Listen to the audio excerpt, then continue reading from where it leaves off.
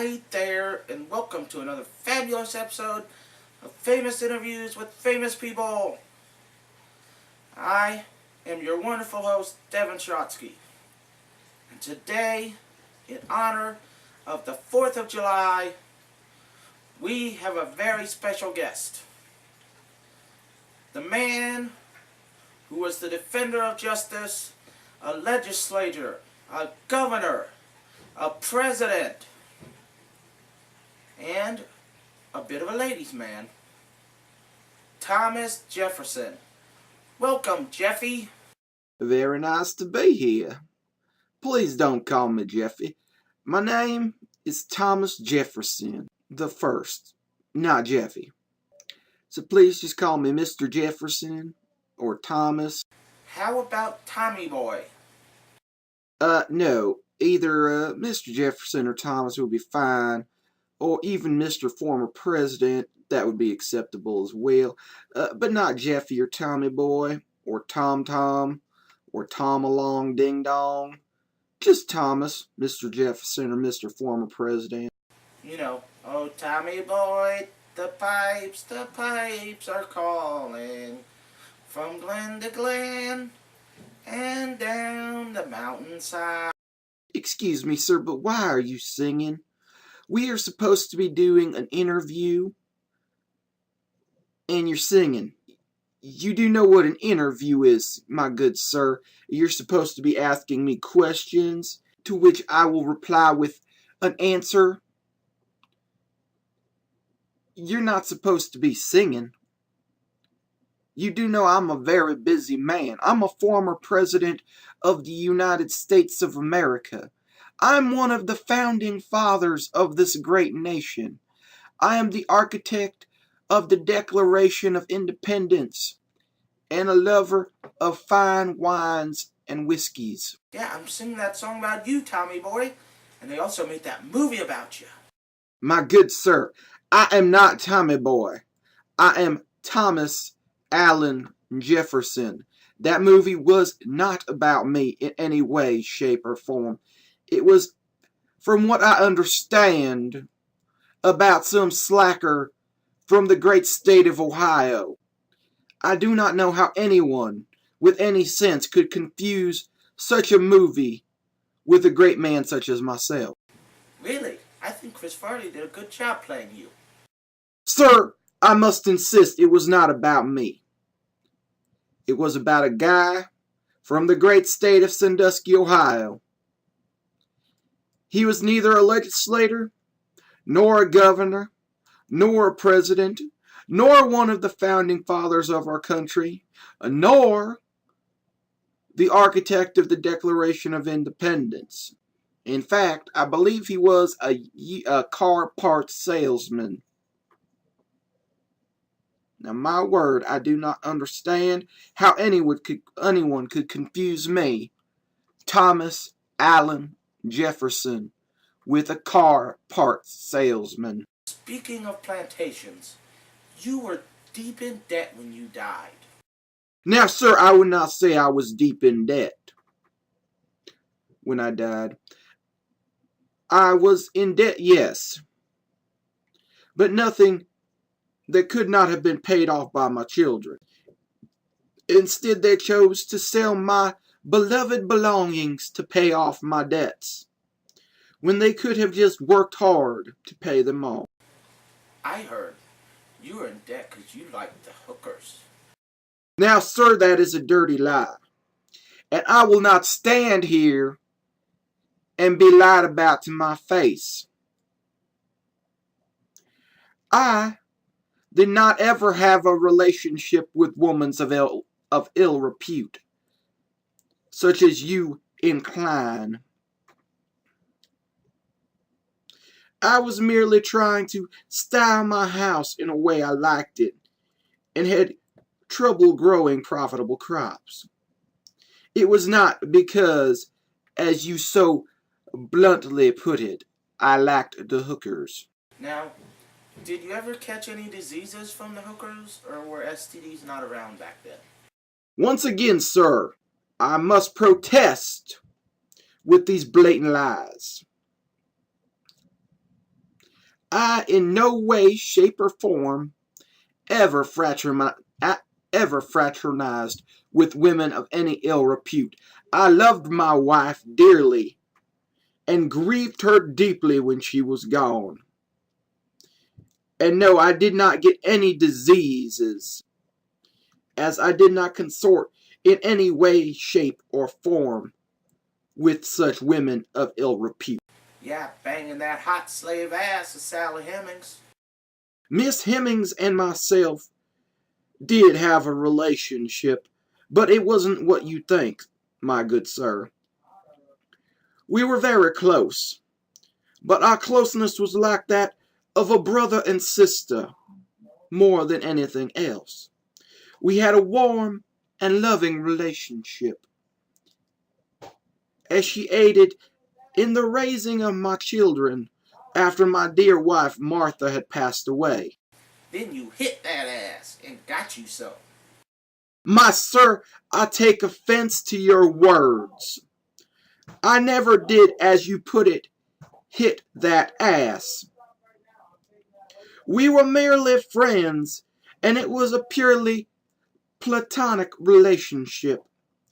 She helped care for my children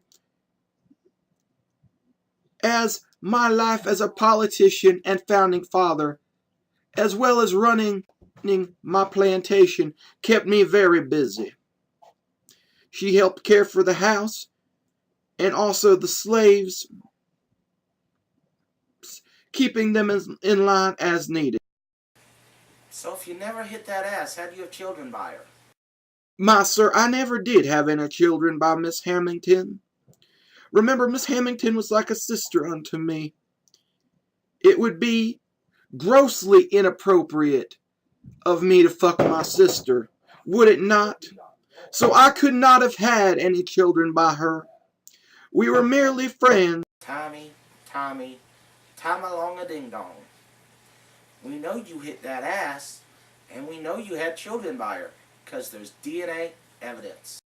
Well, sir, if that is the case, which I still adamantly deny in any way, shape, or form, if me and Mrs. Hemington did have any children, then we had a long and standing and healthy relationship for many years, but only after my dear wife Martha died. It was rewarding for both of us, as I treated her in a wifely and motherly manner. And then you kept her as a slave, feeding her horse manure and whipping her every now and then. My good man, she was never a servant. She never wanted to leave. She never asked to leave. Never made her intentions known of wanting to leave. If she would have wanted to go, I would have been more than glad to let her be on her way. But I did need help raising the children, and I treated her very well.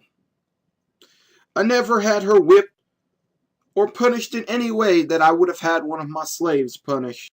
Now, let's talk about your children. Well, thank you, my wonderful man. I had 5 wonderful children, who just all happened to be girls. But I do so love the little girls. They're lots of fun. We would play house or dolls, and I would educate them in the classical sense. And only 2 lived to adulthood, and only 1 past the age of 25. Yes, that was quite tragic, and quite the setback for my family. But during that time, stillbirths were very common. We had our share of tragedies, and many of my children died during those fateful years. But as I mentioned before, Mr. Shotsky, it was not uncommon for the death of young people during those times. That had to be hard. Really hard. Good thing you had all them black babies with Sally Hemings. Mr. Shotsky, I did not have any children with her. As I said, she was like a sister to me, and it would be grossly inappropriate of me to have sex with my sister. And if we did have a couple of children, they would have been treated like any other member of my family, would have been respected, and would have been welcomed into open arms into the annals of history. Yeah, you had 7 with her. I'm pretty sure that's more than a couple. Well, I'm sure if I did have 7 children with her, as you claim, Mr. Shotsky, I would have treated them right and freed all of them and made sure they were treated well and educated as appropriate for the time, making sure that they had all the skills necessary to survive. You made one pay for his freedom at market value and kept the rest as slaves in the field until they were adults. Now, Mr. Shotsky, that would have been grossly inappropriate for me to keep my own blood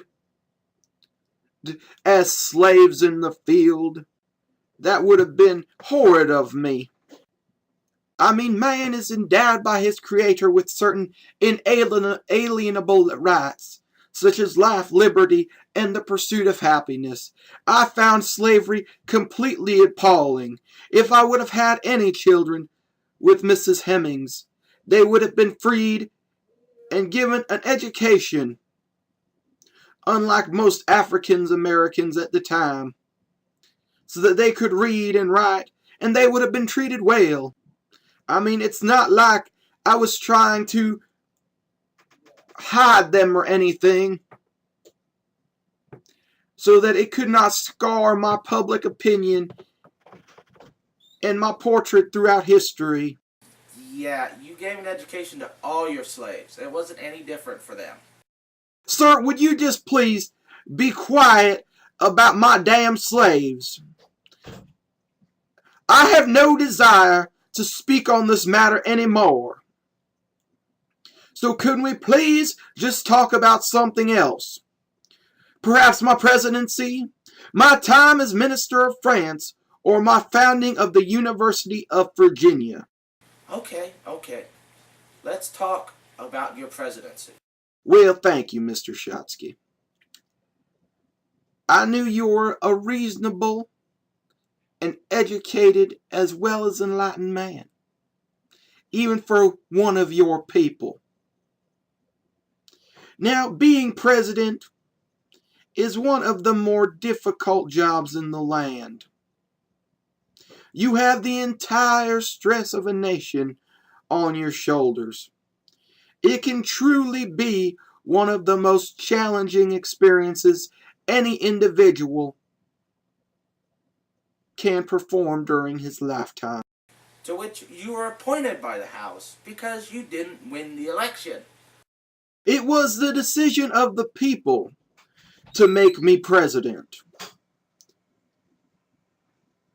By enforcing the will of the people, the House had no choice but to place me in that office at that time. Do I blame it on the electoral college system? No. But the will of the people cannot be stifled. It is only right that the person who the people of the United States most deem appropriate to hold the office should be elected president. See, you were president, but didn't win the presidency. Mr. Shotsky, we here in America live in a democracy. It was by the people's will that I won the presidency of the United States. Just because I did not get a majority in the electoral college does not mean I did not rightfully become the president. Then, when you got elected to a second term, you didn't do anything. Mr. Shotsky, I performed many great deeds during my second term.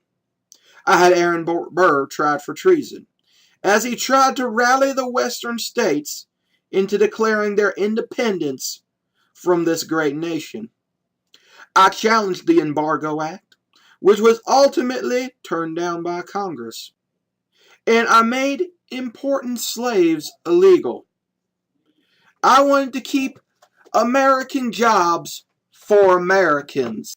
During your first term, you won the Barbary War, made the Louisiana Purchase, set out Lewis and Clark, founded West Point, eliminated Adams' Midnight Judges, repealed the Judiciary Act of 1801, removed federal taxes, and so much more. Yes, I will freely admit, Mr. Shotsky, my first term was very productive. I worked hard and diligently on getting this country going into the right direction. My second term, though, was equally productive. Although the items we faced in my second term were slightly less noticeable and public than those done in the first term. Let's face facts, Tommy Salami. You didn't do anything in your second term but waste the taxpayers' money. Now, Mr. Shotsky, I resent that remark. And I will be leaving post-haste as I am tired of bearing your insults against me. I am one of the founding fathers of this great nation. I was a president, a governor, and the framer of the Declaration of Independence, and I will go down in history as being one of the most remarkable people this country has ever produced. Wait, Mr. President, I have a couple more questions. You made Indians try to give up their culture, didn't you? Yes, Mr. Shotsky, I believe it would be best for the Indians if they integrated into the American culture, to become one with the American people. But I never wanted them to lose their unique cultural identity. You said right here in this letter that you wanted them to. Mr. Shotsky, that letter was taken completely out of context. As I stated just a few minutes prior, I simply wanted what was best for the Indians, which would have been to assimilate into this great nation of America. But I never, Mr. Shotsky, wanted them to lose their distinctive, unique heritage and culture. Just like all people in America, I do not think they need to give up their past to become true Americans. Yeah, you pretty much told them to assimilate or you'd eradicate them. Now, Mr. Shotsky, I never said such a thing. I merely said if they assimilated, they would have a better life ahead of them and more opportunities than if they continued to fight the growth and prosper that was this nation. I also may or may not have said that if they continued to fight it and encumber the growth and advancement of America, that we would have to do everything within our power to hinder their most inappropriate behavior. But I never said they should assimilate or be eradicated, as you put it. In this letter, I believe your exact words is, they will assimilate or you will eradicate them. Mr. Shotsky, will you please quit reading my letters to me? I am their author. I know what they said, and I know the meaning behind those words. Now, you said in this other letter here that black people were stupid, were born stupid, and that they should be sent back to Africa. Now, Mr. Shotsky, just like the Indians' comments, that is taken out of context. Yes, in some cases, I thought it would be best if they were sent back from whence they came. I mean, these people were imprisoned against their will and forced across the ocean into a land that was not their own. Do you not think that it would be right to send them back to the country of their homeland, to be with their people? So all men are born equal, except for the black people who are born stupid. Mr. Shotsky, that is not what I meant. Again, you are taking my statements out of context in order to make me look the fool. And then your right to slavery was taken out of the Declaration of Independence. Mr. Shotsky, I felt as a nation, as one people, we had the right to decide if slavery was right or wrong, and then to decide how to deal with it. We didn't need England or any other European nation telling us how we should deal with the issue of slavery. Yet you claim to be openly against slavery. Yes, Mr. Shotsky, slavery is immoral and wrong and is a horrible thing. It should have been eradicated long before the time I became president. Yet you had more than 700 slaves at Monticello. Mr. Shotsky, as I have stated, those were not slaves. Those were free men who had the right to leave at any time of their choosing. And if you are going to accuse me of such atrocities, Mr. Shotsky, I wish you would just come out and say it. That you liked slavery because then you could bang them whenever you want. Hit that ass. Get you some. That is the last straw, Mr. Shotsky. I am leaving. So to you, I wish a good day, sir. And I will never grace this most horrible place ever again. Well, this has been Famous Interviews with Famous People. See you next time.